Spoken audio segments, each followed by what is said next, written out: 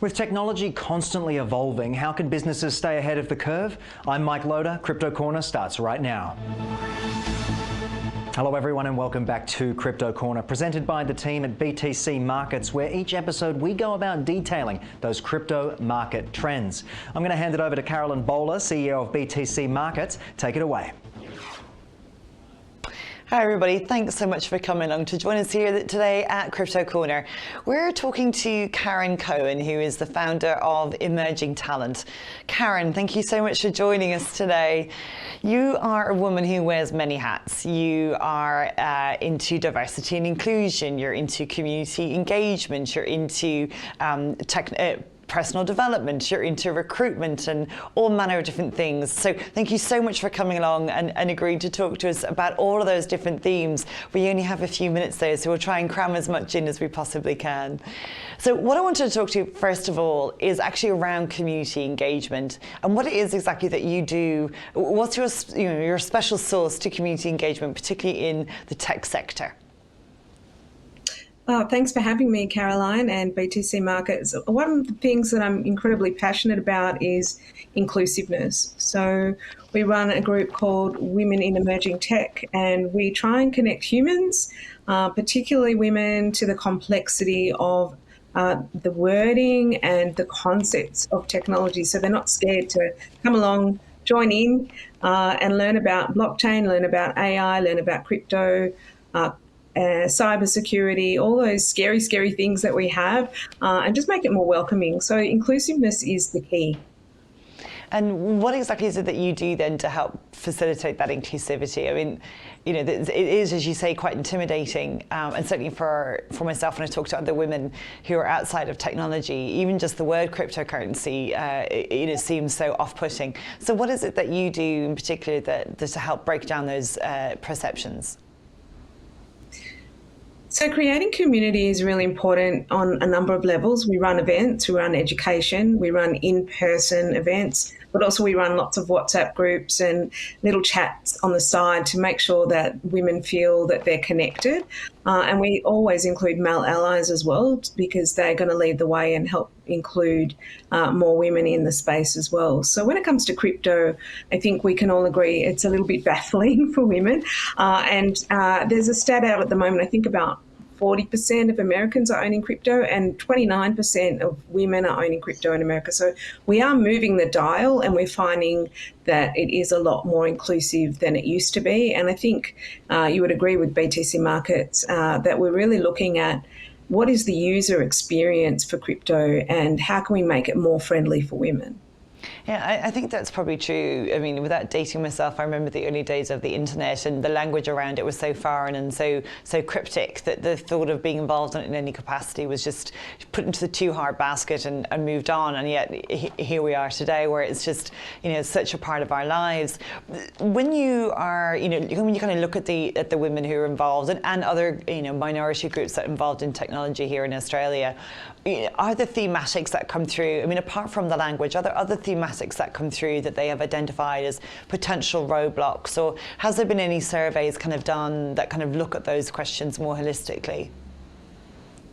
Yeah, I think the basics, like how to sign on, you know, we have a 12-seed password that we've got to think about, like where we're going to put that, where we're going to write it. We're not supposed to take a photo of it. We're not supposed to store it on our computer. Do I put it under my bed? Do I put it in a safe? So all those things that have started with crypto and have continued, we really need to look at how is that user experience affecting those that are new and want to join in. So I'm looking at the future and hoping that we'll have a lot more of a Web 2 experience, be a lot more inclusive in the way that we can log on. And I noticed like BTC Markets has come up with an app, and many of the other Web 3 companies have come up with apps that feel like Web 2 but have a Web 3 underlying, so you don't have to deal with a lot of those hard situations of writing down codes and remembering them. And then, you know, wearing your HR hat in particular, you know, what's been your, I suppose, observations of the industry when it comes to HR in particular? Cryptocurrency, if we can focus on that, has got a bit of a bad rep. It's the crypto bro perception of lots of white blokes wearing hoodies in their late 20s, smashing cans of Coca-Cola and working late into the night. Do you think that perception is still true? Or how do you as a HR professional try to bring some of that maturity into the space, and certainly here in Australia? What's your experience been like? I think there's multiple levels of the crypto experience. So yes, there's the crypto bros who still love to, degen in and buy NFTs and risk. And then there's a mature part of the market as well. So when it comes to HR, the most interesting perspective is around payments, because we know that the greatest use of crypto is global payments.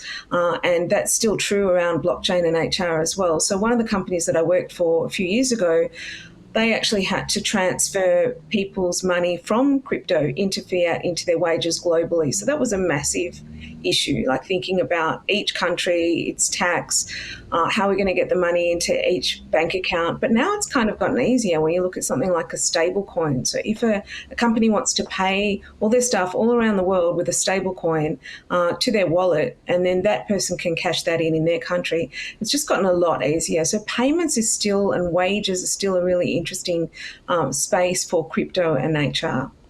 I think that's a really good point. And certainly when I try to explain to people about some of the benefits of crypto, that payments piece in particular, people can understand that really quickly and really easily. The issues in particular around cross-border transfers, and when you explain about how quickly it can be done, how secure it can be, and how inexpensive it can be, suddenly it's like a light bulb moment for lots of people. So, I take on board your point, particularly from a HR perspective, some of the benefits to crypto. You also, with that, a lot of work that you do, not just in terms of D&I, but also actual development of employees and development of skills. For businesses that are either, not currently in technology or are kind of in and around the edges of technology, how do they get some of that development and some of those confidence amongst their employees to start looking into technology as, incorporating more of that into their career skill set? So I think it's a really great time in education, because we no longer have to have these 3 or 4 year degrees, expensive HECS bills. We're seeing that movement of micro education and being able to learn small things. So at the moment, for instance, at Emerging Tech Hub, which is our education piece, we're doing free AI training on how to use AI for productivity, both in personal and work. So we can get onto those sorts of tools and lots of cheap and free education and move with the program. It is exciting, and people can just keep adding those micro skills. They don't need to do a 3 or 4 year degree. And I think that's, to your point, it's about nurturing and developing over time, rather than feeling as though you have to come in as the finished product. And certainly for myself as a woman, and talking to other women, when we see job descriptions in particular, there is that sense of, I only touch about 90% of their criteria, and because I don't have that final 10%, I won't put my CV in. I won't go for those types of jobs. And I think that, as you said, if you have that pathway towards micro-credentialing and just feeling that a little bit more confident, then perhaps you'll see more women putting their CVs forward for these technology roles. Just getting ready. Sorry. One of the questions just with that actually is a question around how do we get more women into these technology roles, or how do you explain to other women that there are the pathways? You don't necessarily have to be a developer to work for a technology company. Yeah, so I think we all feel, not just women, but we all feel a bit of imposter syndrome, particularly around emerging tech. So it's about building confidence. And I think one of the important things is getting a mentor, whether it's paid or unpaid, and just having someone to look up to, particularly another woman or a man that's going to be helping you along the way with your career, a sponsor or a mentor, to make you feel confident enough to get in there and just to try. And I think one of the big things is being experiential and just trying, like getting on there, trying a wallet, trying crypto, but also trying AI, trying all the different tools and not being afraid to put your hands on there. You're not going to break it.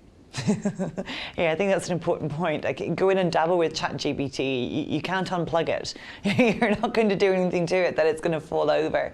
And it's true even when we talk about cryptocurrency and I explain to people that they can just, dip your toe in, try small amounts and see how you get comfortable with it before you start doing, any kind of larger trades, or feel like you have to be neck deep in order to be, part of the crypto world, I suppose, really, more importantly. So tell me then, how do you see, I suppose, the hiring environment here in Australia changing, particularly for technology hires, in the next 12 to 18 months? We've certainly seen it, we've gone through some crunch times in recent years. How do you see that dynamic changing? Yeah, it's been an interesting first quarter of the year. I think we've seen quite a lot of tech layoffs, and it is quite frightening for people, I think. But I do see that this is an industry that's going to keep growing. I just also think that there's going to be an expectation that there'll be less people working but more productively. So we really need to be hands-on on those tools to be part of the workforce and not get left behind. So it's really important to train your staff, but also to think about the confidentiality of AI and whether you want to have a closed AI system that's your own system, or you're happy for everyone just to hop on ChatGPT as they would Google. And businesses really need to be thinking about what the future of productivity looks like for their staff. I think too, like one of the conversations that we're having at BTC Markets is around work from home versus being in the office. Now, we've landed on a hybrid model where we're 2 days in the office and 3 days in working from home, or certainly outside the office. And we're trying to iterate on that. We're trying to find out what works for us, and it may not necessarily be the same model in continuing. But what's been your experience as a HR professional looking at other businesses kind of more broadly tackle with that post-COVID? It's a really good point, because I think Melbourne really suffered. We had 2 years of being in-house and we got used to working from home. And so you've got that stickiness. People expect some form of hybrid, whereas a lot of the other states didn't have so long at home. They didn't have so much to break.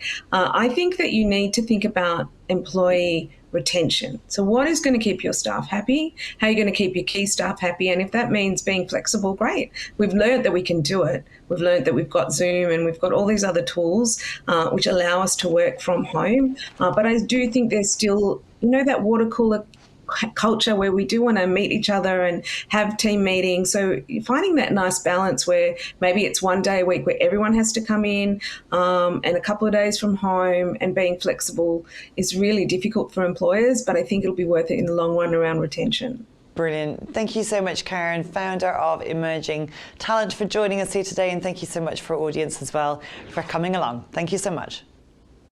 You're watching Ticker. We'll have more in just a few minutes.